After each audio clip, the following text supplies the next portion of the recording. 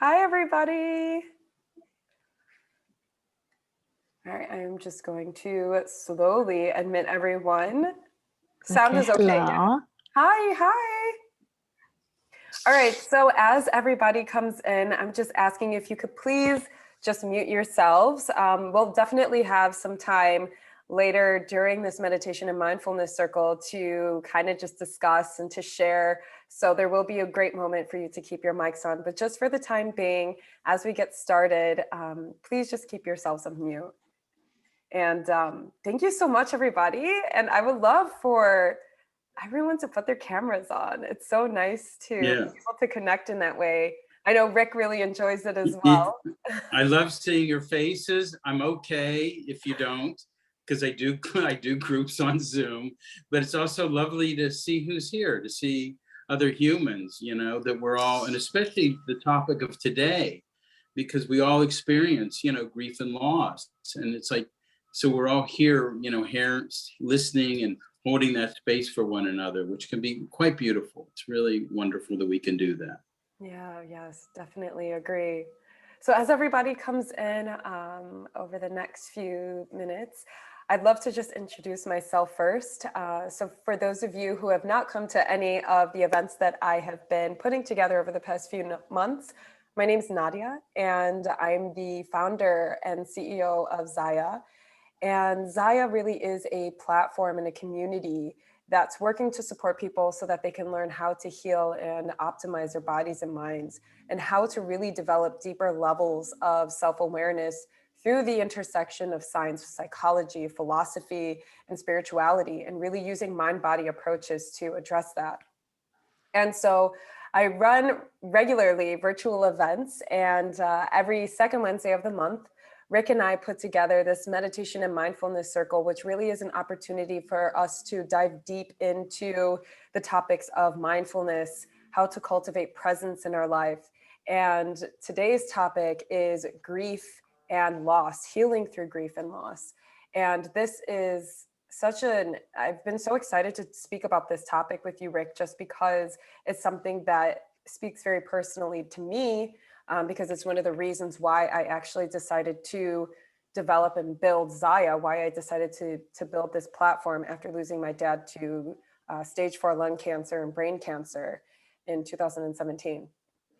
And so, but before we get into all of that, I just want to say that this will be recorded and it will be uploaded onto our YouTube channel. So you'll be able to access that later in case you need to jump out for whatever reason. And kind of just the format of this. So basically we'll just have a conversation, Rik and I, and we'll have a brief meditation, maybe a 10-minute meditation or something like that.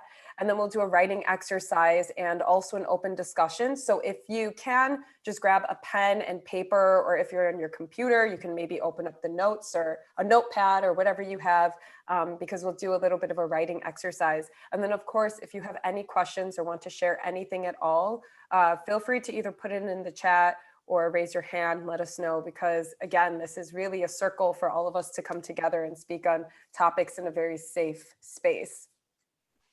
So I'd love to first, of course, introduce our speaker, Rik Center, and a little bit about Rik. So Rik is the co-founder of the Mindfulness Care Center, where he's developed workshops around mindfulness, somatic experiencing, spiritual wholeness, and the resilience of our human embodied experience. He's a mindful meditation teacher and has served as a Buddhist-Interfaith Chaplain at San Francisco General Hospital and CPMC hospitals.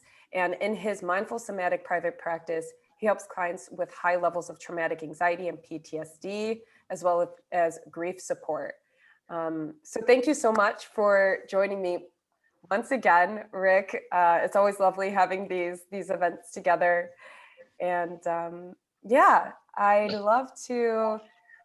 Oh, there's sorry about the phone in the background. I'm visiting friends in Chicago. So I'm not in my typical space where I have control of everything.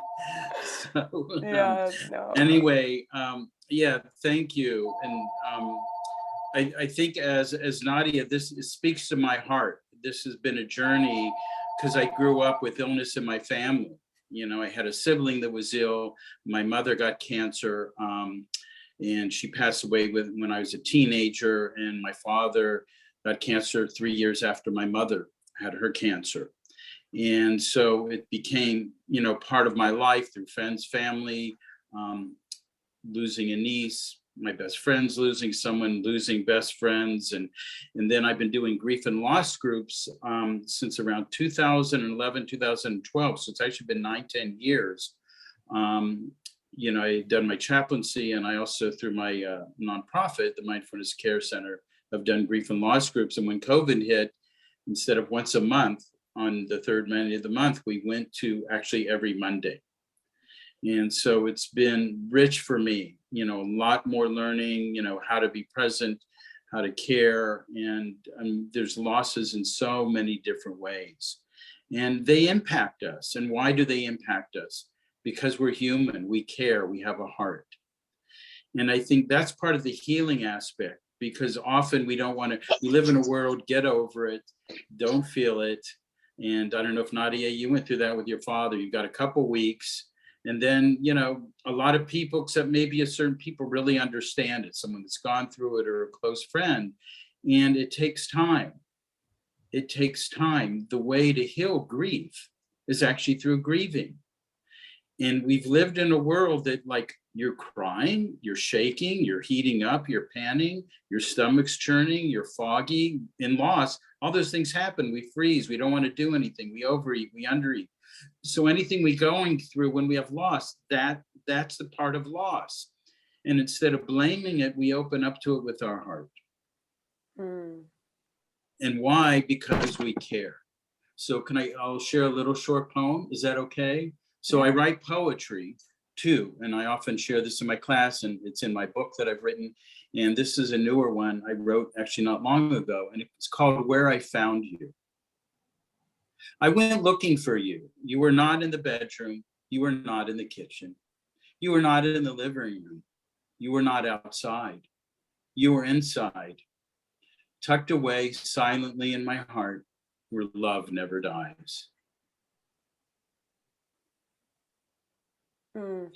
So just take that in for a moment, of someone, maybe you're here for a reason, someone you've lost. And maybe you can even put your hand on your heart. They're tucked away silently in my heart, where love never dies. I love that. I love that poem that you wrote, and I read that one earlier this week, and it really it's just a reminder of how a lot of people always say, they're always with you. And it really does feel like that when you just remember to go back and you even just reminisce on some of those memories that you have. Like, those memories are with you, and that person is always with you. And when you have that, it's like, that's eternal. Yeah, and I think we forget that. And I'll go back, and I think something, when my mother passed away, if this is helpful, what I recognized, and I remember I was driving back and going to share the day, and so we're going to go, oh, she's not here. And just the sadness, I can feel it now, even though it was years ago. So I can still think of my mom. I can laugh, I can be neutral, and I can feel her in my heart. And it was a long time ago. I'm not a little kid anymore. So, but what I recognize, just what Nadeya is saying, is like, wait a minute, she's always in my heart, and she's always in my mind and my thoughts, and know how we're together. And that is with me until the day that I will die, I will pass away. And that's something that we sometimes forget. The physical form is no longer here. And that's what we're working with, this idea of the physical form. And we lost ourselves. Sometimes, depending on the loss, we lose ourselves, even a loss of work, a job, moving. When we were kids, maybe, our family moved, then we lose a parent or a spouse, even a child or a friend or a cousin, and that person's no longer here. And so there's a physicality of who am I now, oftentimes. And that's the healing that also works with trauma, because when we've had something traumatic happen to us, emotionally, physically, psychologically, sexually, there's a loss of self. And what it is, the body needs to cry and tear and shake and pant and heat up. Those are the same things we do to work with trauma through loss, why they're so similar in so many ways, that when we come to the loss that I can't hide from anymore, it's like, I can't run from this. Then actually deeper healing, the richness of healing, way more of other things we pushed away can actually open us, into a richer part, learning more about our life and who we are and becoming more whole. So it's grief and loss is a natural state of the heart to be acknowledged. It's not something we get over or we pass through. It actually it stretches our heart and our nervous system. And we do that by watching it. When I cry, notice when I'm done crying or heating up and panting. Then I've done that in losses, and I notice my breath opens up, my shoulders come down. So instead of the emotion and caring doesn't change, but the physical body has a release each time we allow the physiological emotion to be acknowledged. And that's what we're watching. That's what we're learning. And it changes the journey through grief when we can do that. So it's not a right or wrong process, as I think often our society can make it out to be. Yeah, I definitely feel just my perspective on how I have processed grief in my life through my experiences is, grief is, for me, has been one of the greatest teachers of my life. And in a sense, take this however you want to take it, but I'm very grateful for the fact that I've been able to grieve, because grieving has taught me lessons. It's taught me self-compassion. It's taught me patience. It's taught me the idea and the concept of letting go and surrendering. And grief doesn't even have to just be the death of a loved one. Grief can also be the sense of loss, is really anything that initiates a period or a feeling of losing something close to you. So that could be a relationship, that could be the ending of a relationship, the death of a business or a friendship. And through that, grief kind of brings us into this journey where we learn how to be compassionate to ourselves. We learn what it means to honor our feelings and to allow ourselves to feel what it is that we're experiencing. And, and one thing I even want to talk about is, I would love to actually hear your thoughts on this, Rik, but when I was grieving the loss of my dad, I believed in this concept that I needed to heal from this loss. And when I created this idea that I needed to heal, I almost created this expectation for me to meet this feeling of, oh, wow, finally, everything's better now. I'm like, like this like aha moment where it's like, yay, like everything's back to normal. I can continue my life again. And really, it's not like that. I think it's not about healing, even though the name of this is Healing Through Grief and Loss. I really think it's about accepting that, yes, I lost this person. Now, how do I continue to move on from this?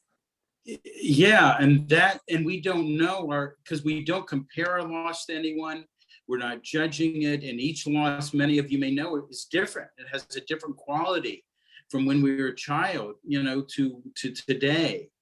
And so we have to let go of expectations. And I think as what we're saying is, the more I learn to be able to sit with feelings and what it is, the sensations. So we have thoughts, we have the narrative, we have the emotion, but that emotion is felt physiologically. That's what we don't understand. They go, oh, I'm in emotional pain. That's physical distress happening physiologically in the body. And then we go back to the narrative. But it's like, no, the narratives, my mother shouldn't have died. How'd she get cancer when I'm a little kid? And then, I'm in my narratives and, how could God do this? How could the world take this? And I saw the narrative. And so I'm not blaming the narrative, but it's like when I'm doing that, I don't know about any, the chest tightens, the throat tightens. And that's where it's like, oh, loss is like this. It's like, oh, it feels like this. And then I bring my compassionate awareness to my tight chest, my throat that's tight, and my tears that are coming down. I'm shaky. And I bring my awareness and say, yeah, I can sit with this. I can be with it. I don't judge it. And it may be a minute, it may be 30 seconds, it might be 45 minutes, could be an hour and a half. I've had that where just like I would wake up in the middle of the night with one loss that I had. And then, but I watch it at some point, it's impermanent. Physically, that changes. And then I notice the breath open up, I settle. And then I feel my grounding. We'll do, short little meditation, just notice grounding. And then it's like, oh, I'm here.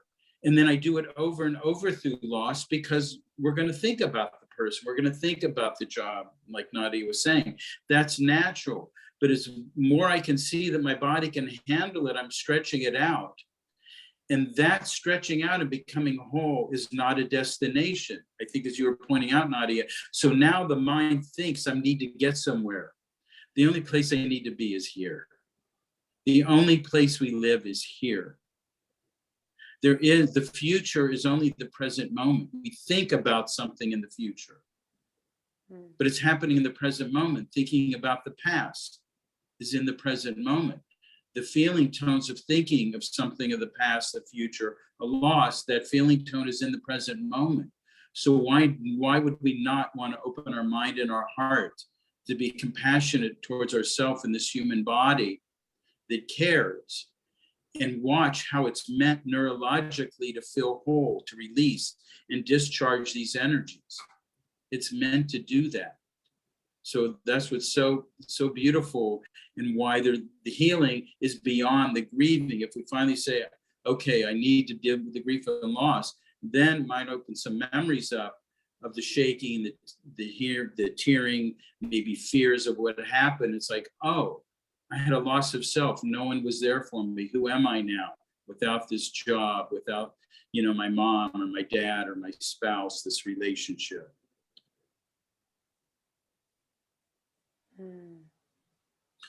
So Washington Irving puts it this way: there's a sacredness in tears. They are not the mark of weakness, but of power. They speak more eloquently than 10,000 tongues. They are messengers of overwhelming grief and unspeakable love. This is what tears are. Our society doesn't understand. When your heart is open and you're feeling full of generosity and kindness, sometimes we shake and tear too when we've done something so wonderful, or somebody's touched us and it's not a loss, it's like a gain, or we're doing something beautiful. We can shake and tear too. So if I'm shutting it down, on the other side, I'm shutting it down and actually being more richer in the joy of life and seeing the other part. There's so much shame in the emotions that we feel, so much shame in crying. And, when I was going through my grieving process, I began my grieving process actually while my dad was still alive because of how ill he was. And I remember the coping mechanisms that I used. Really, I turned to partying. I turned to using substances. And I really was just destroying myself because it was almost like feeling those emotions. It was too painful. So much shame around that as well. And also, I know, I have another friend whose father currently has cancer right now. And one of the things that she said right now is she doesn't know how, it's hard for her to accept the situation right now because there's a part of her that just wants everything to go back to normal. She just wants to be a kid again. She just wants to be the 20-something-year-old self that she is, instead of having to now, when the roles reverse, especially when sons and daughters are taking care of their mother and father, that parental role reversal can be very difficult for people to be able to accept. And I know that was also something for me, now becoming the parent for my father. That's what caused me to figure out how to cope with it. And I was doing it in a very unhealthy way. Yeah, no, thank you very much for sharing that. And I want to tie that into something you said about acknowledgement. So what would be helpful for Nadia's friend is just to say, I want to be that kid again. And I want that to be, mom and dad, and I want to be me. There's nothing wrong with that. That's the whole thing. I acknowledge that's a thought. I'm recognizing I have this thought of how I would like it to be. And I'm recognizing that my parent is ill. So do you see? So I'm combining the two. We often don't do that. We think I shouldn't even, because we don't acknowledge ourselves. It's like, I don't want to go through all this pain. And so sometimes it's like, oh, I didn't want to lose my dad. And it's like, I feel better by saying, it's like, yeah, I didn't want to lose him. And yet, he had cancer too. And so then we're learning, and now here's the role, we're learning to acknowledge, which is really important. I'm acknowledging what's going on, and I can acknowledge I wish it was different. So I think that's really helpful. We can bring the two together. And, when we say, our mind says, I can't sit with this, but that's really a lie. It actually can. We just don't want to feel it. And I've never been with anybody in all my work that they blew up and died. And all the loss I've had are in grief groups and trauma groups. No one blows up and dies. We've just never been taught how to sit with uncomfortable feelings that are part of our human journey. And then we live in a world that thinks we should only have happiness and joy. So we're actually lying to it. We're creating a pattern of illusion that we're living in, instead of really saying, it's like, no, life can be discomforting. It's difficult. With something, one of the losses you said, the big loss is like, oh, when the COVID hit, things shut down, when we were in more. So there was a loss of, what we believe we should be able to do. And yet, by taking care of each other and doing certain things, we're actually creating the bigger community of helping one another and helping ourselves. And so it has this mixture. That's why it's so important to just feel things and let that settle in. And so would it be okay if someone has like one or two questions and we do a meditation and then our reflection? I was like thinking, I don't know if anybody has a comment with what Nadia and I've been sharing. You can unmute yourself, and Nadia or not. Well, yeah, feel free to share anything. Did I raise my hand? Should we raise hands, or can I just jump in? Yeah, go ahead. Well, you jumped in. I'm really relating to what both of you are talking about, and I'm finding it super insightful and supportive and just really relevant. So thank you so much. No, you're very welcome. I mean, that's why we wanted to do this. And I think Nadia found the theme for today. So it's like, yeah, let's pull on these places in my work. So yeah, thank you for sharing that. Yeah, thank you. Anyone else, a thought, comment, question, and then we'll do a short little meditation. Yeah, I'm just wondering here. I'm based in Belfast in Northern Ireland, and I'm just wondering, I'm working with a lady who has lost her son 12 months ago, but is stuck in anger. I know anger is one of the stages of grief, but I suppose I have a sense of stuckness in helping her move through it, because we all go at different paces, as you all know. So I suppose I'm looking for some kind of guidance around how I encourage her with her anger, but also maybe encourage her to move through it. So that's my question. Thank you both for doing this as well. It's fantastic. Nadia, I was here last week at the other one, but this is great too. So thank you as well, Rik. Yeah. Well, thank you, Angie, for that and caring about your friend, because that's one of the most important things. What we have to learn, though, is there's a difference between caring and fixing. And we often want to fix.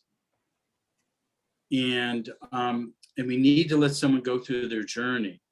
And, we may think they're stuck, but it is a movement towards healing, and especially the loss of a child. And I can tell you that because my sister lost her child, the home where I'm at with my best friends, they lost their child. My cousin has lost their child. In our grief and loss groups, we have people that have lost their child, and it takes a long time, and anger is part of it. That's why I think it's wonderful how people have named certain things on the list, but I just want to say it's just part of it, and it can come and go at different times in the anger because it's confusing. We don't understand. It's like it's not supposed to be that way. The child doesn't go before the parent.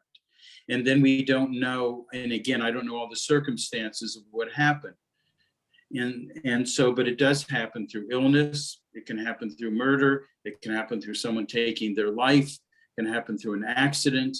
And all those things are part of it. And I think what we're learning to do is actually, for you, is almost like I want to say, if your friend's right here, you just sit next to her and you say, I hear you. And I will be here as long. And it's okay sometimes to feel angry because it's confusing.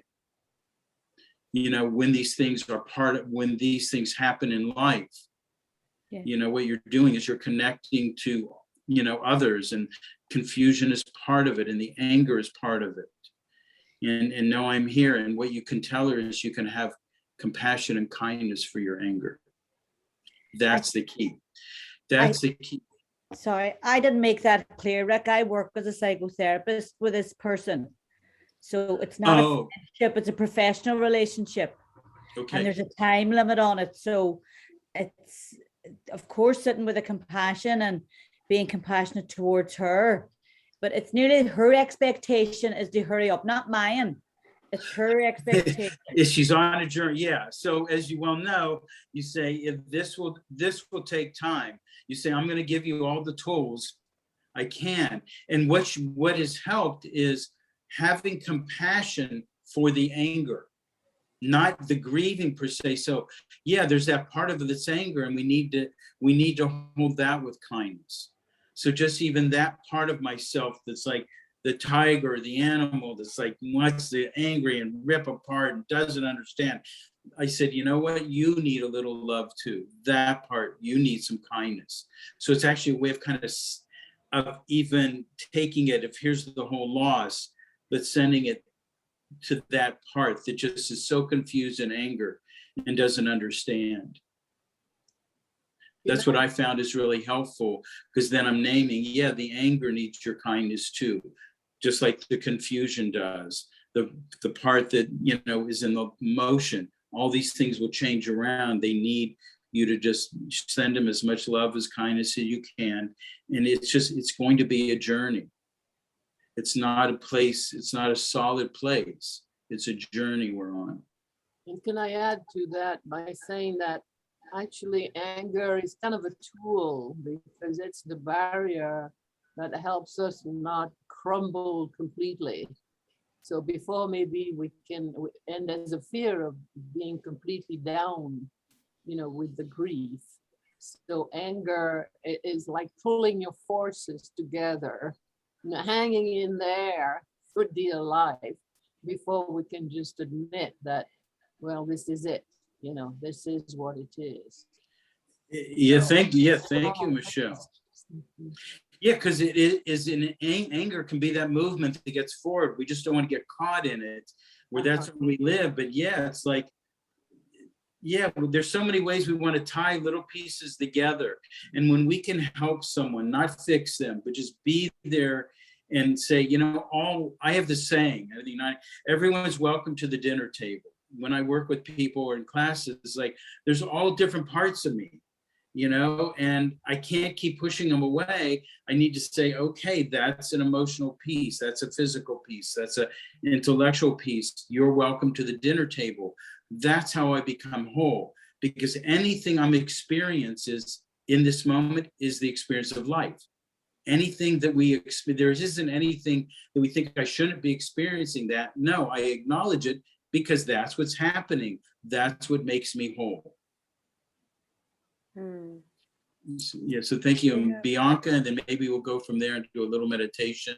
And I Okay. want to share these reflections because that I do with my classes. I think they're really helpful. So Bianca, please. Oh, Yes. You have your hand up. hear me?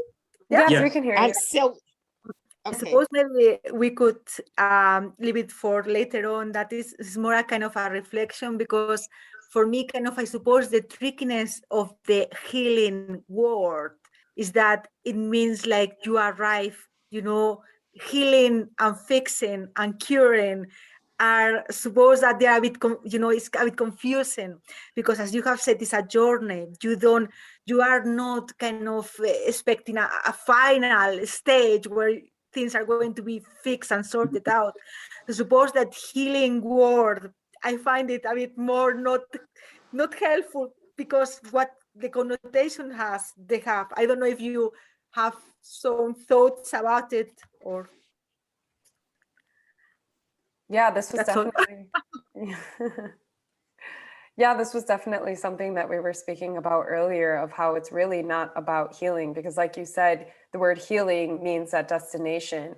And when we create a destination, we create an expectation of what that destination would look like. And we never know what healing really looks like, especially coming from a state of grieving. You never know what the other side of the fence will look like.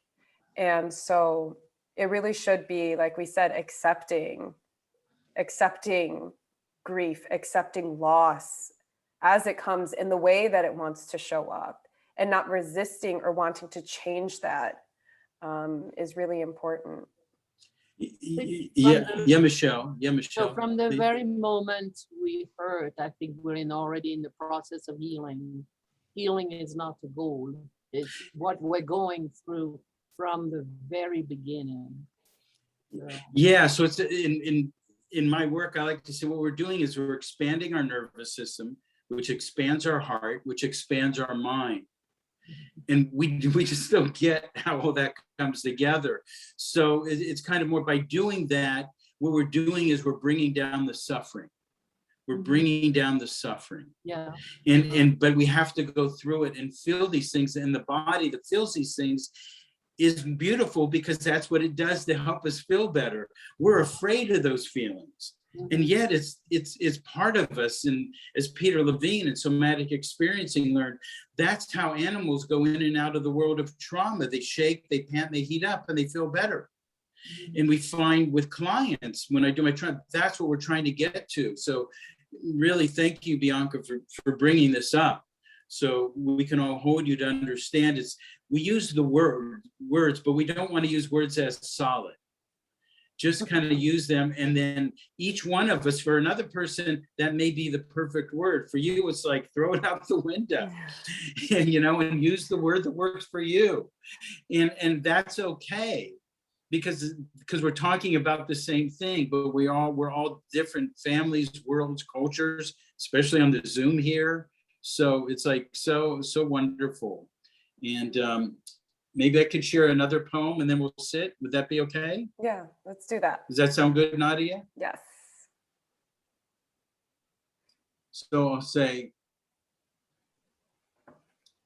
life changed the day you moved on. It meant I had to let go. It was difficult for the mind, except saying, let go of what? It did not want the body, what it was calling forth: tears, heat, heartache, headache, tightness in the throat and belly, endless waking up in the middle of the night.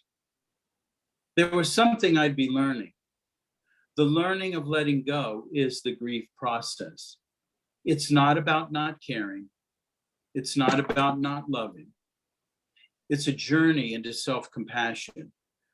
When something is lost, there is a change. When something is lost, there is a change. Grieving belongs to the family of change.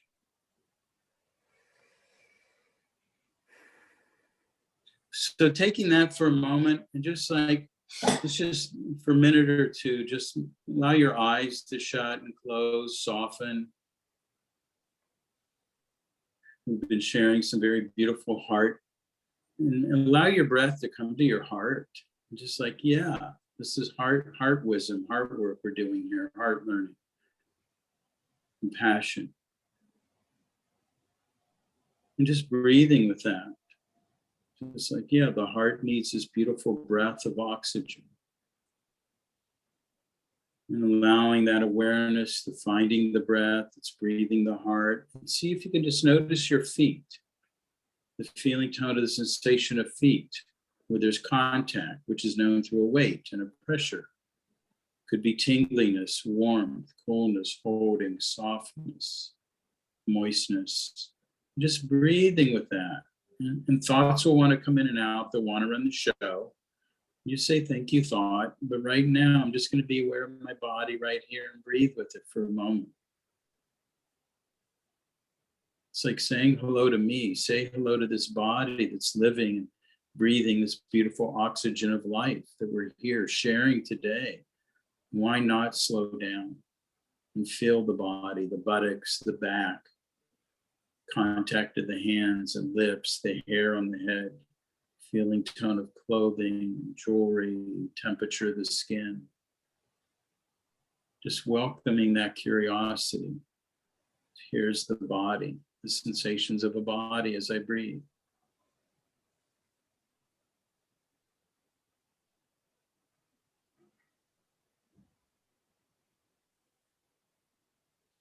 And we may notice the breath at the tip of the nose, the nostrils, the air moving in and out. And what it is, that air is actually oxygen. You're breathing the space that's all around you, that's bringing life into this body and skin and bones and muscles. It's like, wow, do we ever pause to feel the beauty of that, the goodness of that, life-giving breath, breathing the space everywhere we walk? And feeling it in the belly and the chest, inhaling and exhaling, how it expands and contracts. So that's the nature of our diaphragm doing its work, allowing the lungs to expand and contract, to breathe this energy in. So allowing us to be here together and breathing the heart, connecting the heart to your feet. Just taking another moment or two.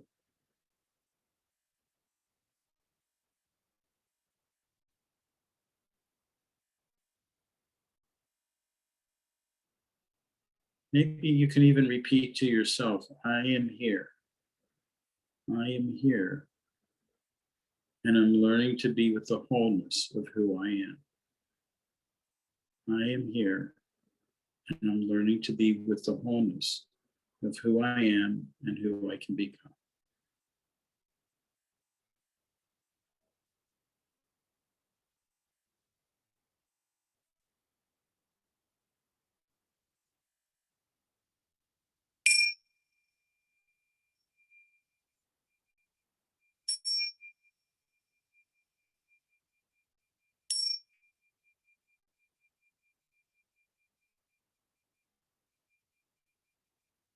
And as we're ending the meditation, still see if you can feel the feet, the body where you're sitting, the breath. And as your eyes open, actually just let your eyes be curious to look around your room, the space you're in, to shapes and colors, as you're aware of thoughts and breath and the body here. And then we can come back together. And just notice, is your experiencing any different after just that short little meditation? Is anything different from maybe an hour ago, from when I was even on this workshop, than when I'm on now and after the meditation? So you can reflect, is anything different? And we can see how often things are changing all the time.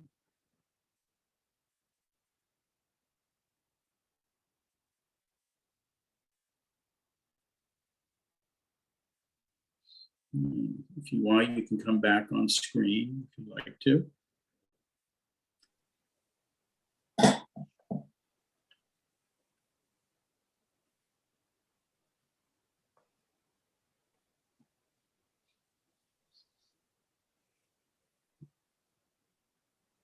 Should we offer the reflections now, Nadia? Yeah, let's do it. Yeah. So you can write these down if you want, and you can, work on them even later.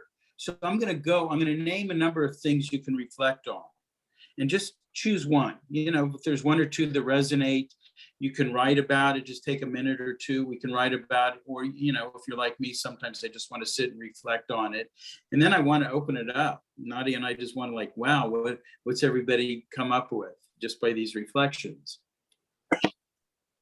Yeah, so if you don't already, you can go and grab a piece of paper and pen, little notepad. Yeah. So I'll read the list. Should I go down the list here? Yeah. So the first one that you can reflect on, when you were younger, did you experience various types of losses? When you were younger, did you experience various types of losses? All right. How did your family respond to loss? How did your family respond to loss? And so what did you learn about grieving? It often begins in our family. What did you learn about grieving? And the question now, are you grieving now as you learn? So let's say you're here and you're having a loss. We brought you here. It may not be that way for everyone. So, but though, think about this. Are you grieving now as you learn, or is it different with this loss now?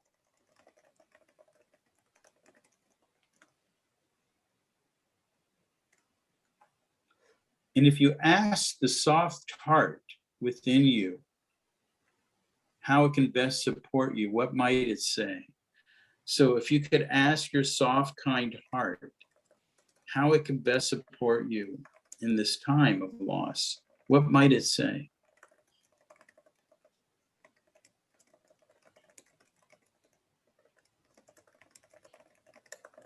All right, and I put all of the questions in the chat as well, in case you need to refer back to it. Yeah, and a couple other things, which I think, I know we were doing this in one of our groups, is list 2 aspects of the person's character that make you laugh. Even if you think back on a loss or something, it's like nodding. Think 2 things, about what your father may have made you laugh. And you can also list 2 aspects about their character that touched your heart. List 2 aspects. Also, just wondering, Rik, for those of you who might be health professionals who are just here to learn how to support maybe a patient or a client, is there any sort of reflection or question that we can offer them as well?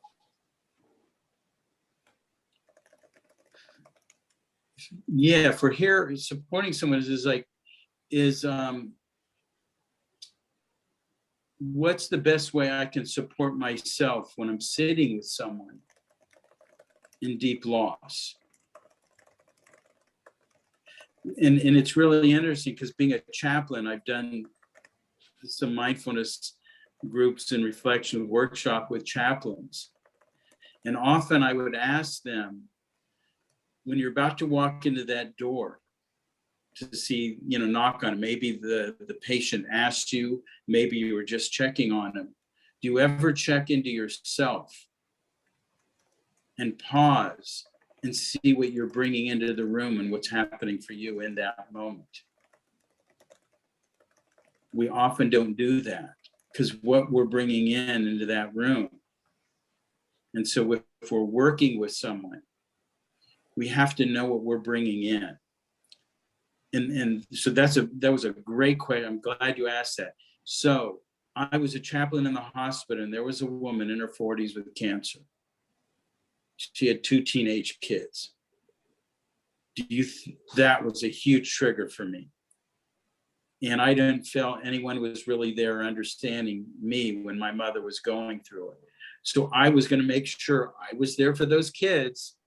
Well, that desire, which was a very kind one, I saw myself checking in too much with the kids, but had a sense of a push. And I go, it's like, oh, your goodness that's arriving of how you want to help these kids is coming because of something that you felt was missing for you. I needed to pull back. I needed to pause and give them, they know that I'm there. And that's one of the biggest things when we're working with people is we're there. And we're helping them feel what they're feeling. We're holding the space through kindness and compassion. And then what's beautiful is like I'm sharing my experience with you. Another person in the group might share their experience, you know, or your client. You know, it's like, for me, I'm not afraid to share with my clients my own life experiences. I know in therapy, I couldn't be with a therapist that was very dry and dull. It didn't work for me. I left someone that was like that. I need a human being. And there's nothing wrong with showing when someone's hurting to let them see it in our face. So, and another thing, and then I can open up. This is really kind of cool. So write one or two things, and you could do this at another time, that you might want to continue in your own life that could honor your loved one's memory. It can include things that you would like to do that they did, something for them, or maybe totally different. So it's like my sister, when her daughter died, she wrote some poetry and she did this art, this really unique type of art. And so she put some of her stuff together and went to NAMI because they were having a fundraiser. And she said, oh, I'd like to share this where people can come in and see someone that was going through emotional mental illness and lost their life. And I can share and for her, she was able to frame some of her daughter's work and put it up and share it. And it was so lovely for her to be able to do that. My one good friend wrote songs. He started working on his guitar again and wrote songs about his daughter, and then helped someone else who was doing a fundraiser around, you know, children and loss and helping them. And he came and sang some of his songs. So it's like, so we can do things that can help. Maybe someone, you know, they love to garden and you've just thought about gardening and say, you know what, I'm going to have a garden now in their memory. And I'm going to name that garden. Maybe they had addictions. And you're going to say, I'm not going to allow addictions to run my life. How does that sound? They had addictive things from drugs, gambling, overworking. And you say, I'm not going to allow addictions to run my life. So that's really honoring them. So those are just some little ideas. And we don't have a lot of time, but maybe open it up just from these reflections. Is anybody taking, you know, coming up with anything you'd like to share with the group? Because we're all learning together. That's the beauty. We're all here learning together.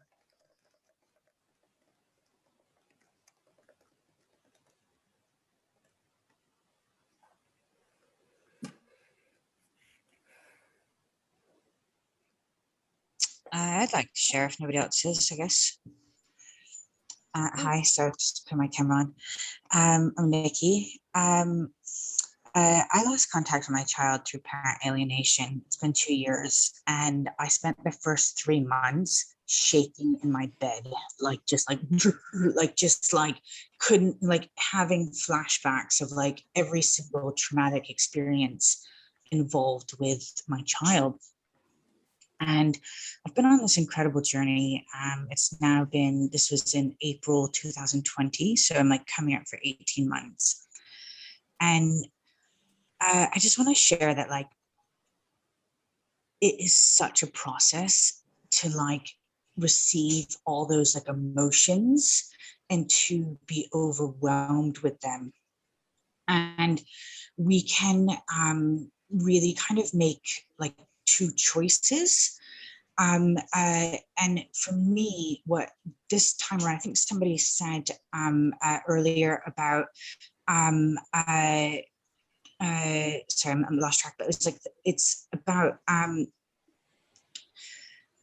accepting that it was our first time that we healed. You know, like, it's the first time we heal. We don't really know how to heal. And I thought that was a really kind of powerful, I think it was Nadina. Is that how you say your name? You were talking about how, what is it? Nadia. Nadia, sorry.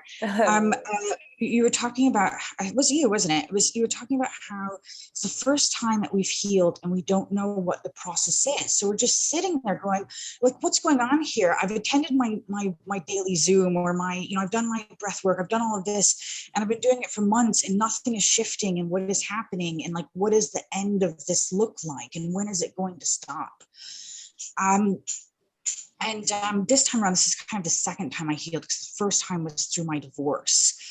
And I just really wanted to share that it's a really powerful journey, and it takes so much bravery and strength to sit here with all these emotions and to come forward and to be here and to be present.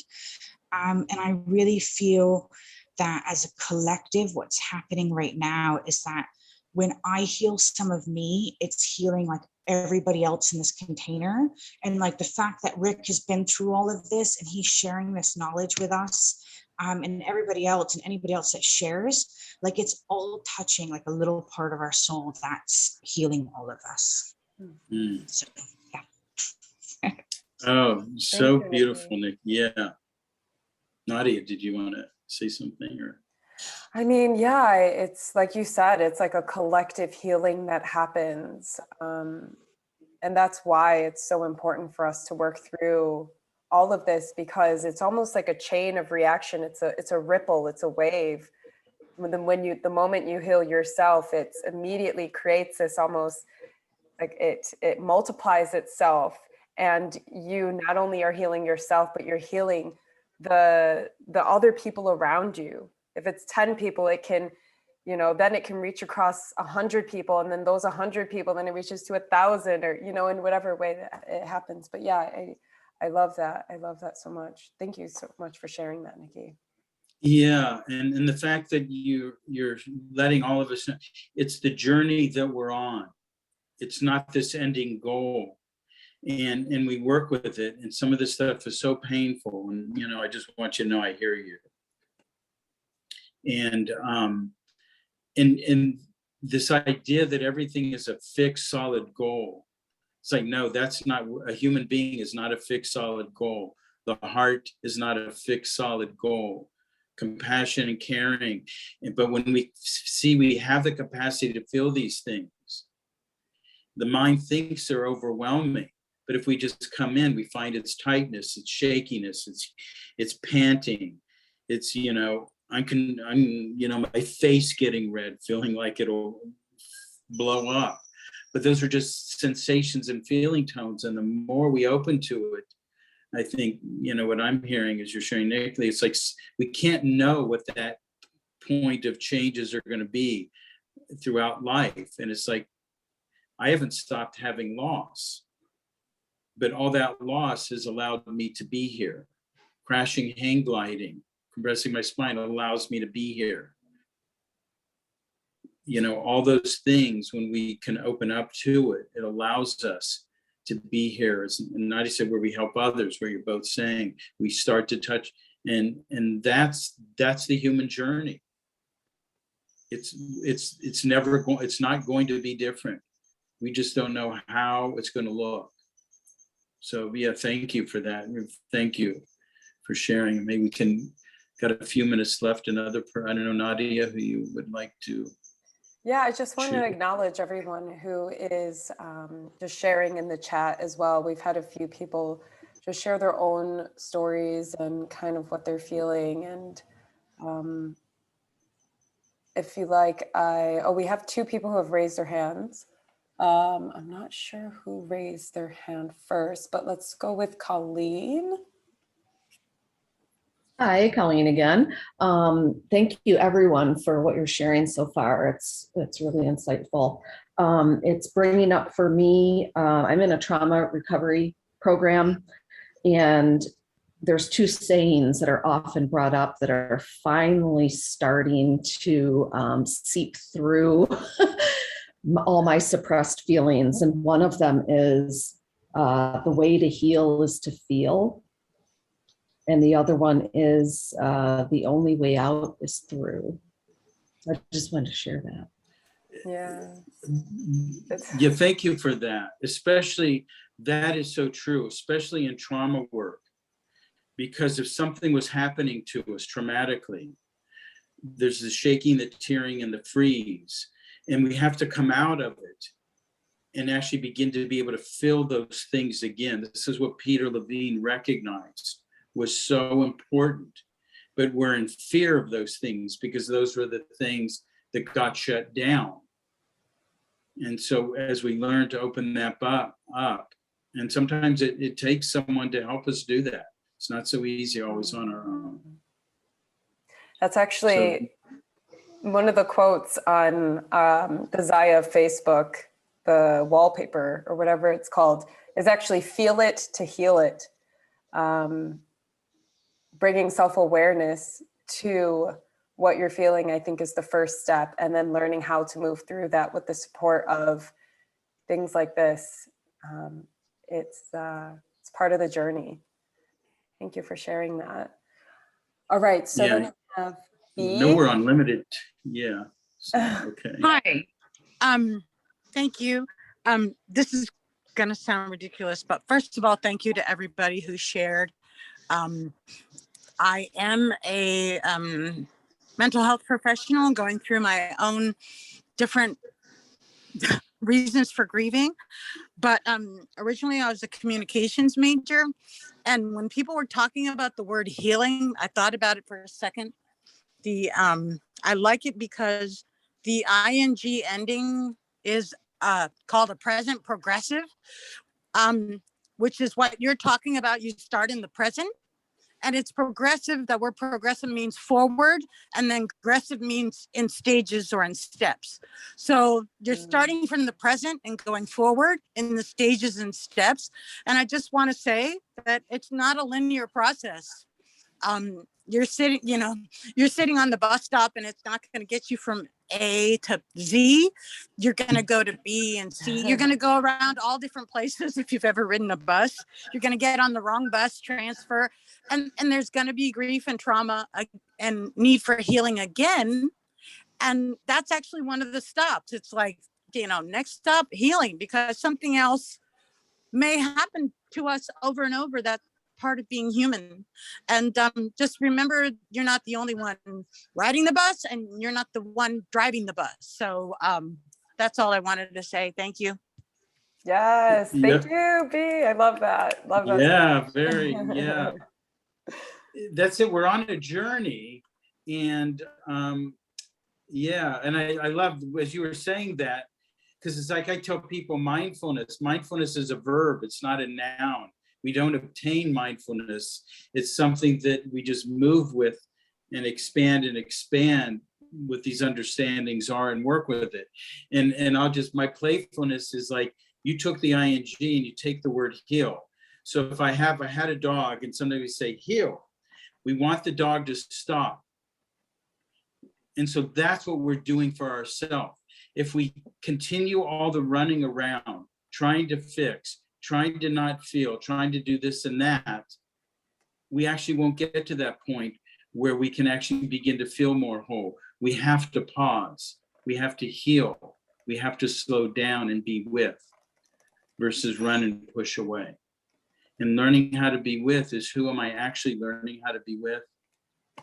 Ourselves, which is something we've often never learned how to do. That we've been running since childhood, looking for perfection, looking for this, feeling hurt. We need to pause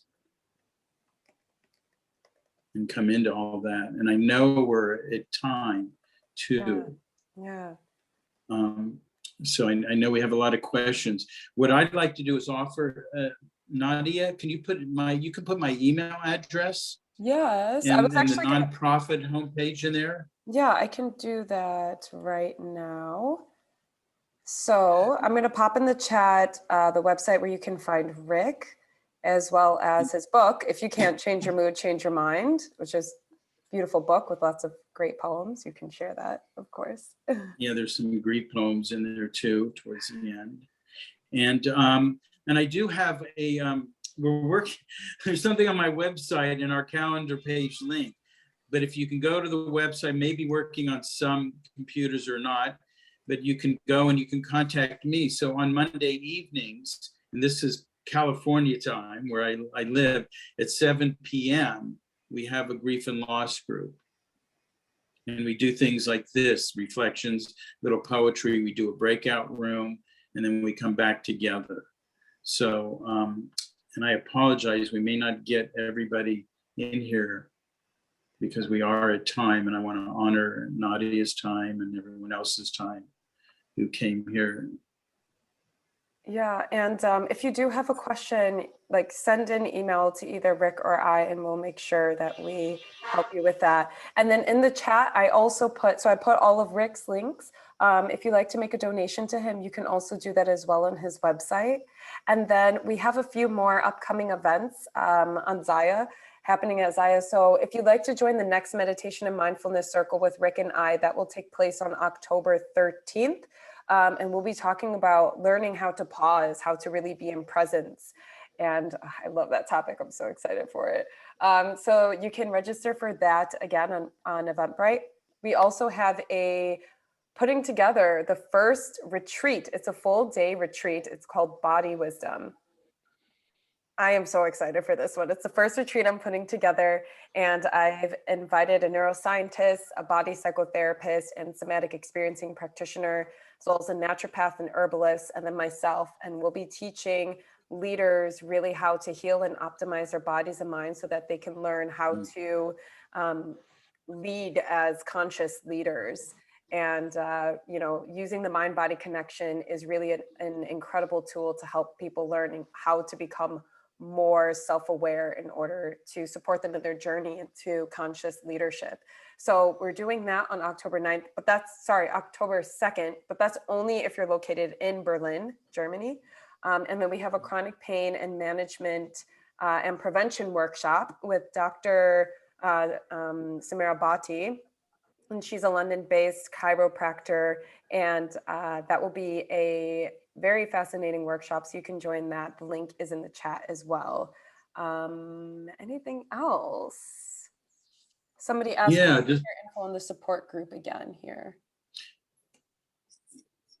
And if you stay in contact with me or Nadia, part of me, I'm on a journey. I'm working on a grief workbook, a grief and loss workbook, and going to start out with a handbook and maybe have some people that want to get involved, work with some reflections in like a half a day, 2 to 4 hour, when I do that, and get that together and have people work on it, see how it is, and get some feedback if people are someone is interested on doing that, and just to share. And I'm sorry we didn't get to everybody. It's just it's tough when we're on a timetable. Yeah. Can I end with one more poem? Would people like one more poem that I've written about grief and loss? Yeah, go ahead. I see some fingers. So this one is called. Awesome to hear it. Pardon? That would be awesome to hear the poem. Okay, great. Thank you. So this is called Finding You. I didn't read it. All the roadmaps led me nowhere. All the good wishes left a hole. All the poems tried their best. All the tissues were not enough. The sky could not rain enough water. The bath was not deep enough. Smelling your clothes brought me no solace. It was your shoes that made a difference. I stepped inside your step to understand your journey. Trying to fix the pain proved to be wrong. I had to let go. The pain is the love that needs to be grieved. Only there will I find you, standing with you wherever you are, from the place where nothing can ever take you from my heart. I love that. Thank you, Rik. Thank you so much. And thank you so much for everybody here that attended. Thank you so much for sharing, for being so vulnerable, and just thank you for being present with us. Such a beautiful experience, as always. And go ahead, Rik. Yeah, I want to thank Nadia for really doing this. she's putting all this together and finding me, and that we can do this together, for all the wonderful work and journey you've been on. And I want to share to everyone, really be tender and kind to yourself. This is actually where we find strength. We think vulnerability is soft. Vulnerability is strong. That means I'm capable of feeling various things without it destroying me. That is strength. We don't have to be afraid of life. We can learn how to be with it. Oh, thank you. So many Thank you, deep breaths, everybody. just integrating everything you're sharing. I love it. Thank you. Thank you. Yeah. And any of these reflections we saw, you can still write more about them on your own. And again, if Nadia can be of support, I can. Please reach out to us. Yes, so thank you, everybody. All right. And again, this will be recorded, and I will send you the YouTube link on the email address that you registered on your Eventbrite. So you'll get that by tomorrow. All right. All right. Goodbye, everybody. Have a wonderful day or evening. Bye. Bye. Take care, Rick. Everyone. Thank you. Bye. And thank you. Thank you. Thank you so much. Bye. Bye.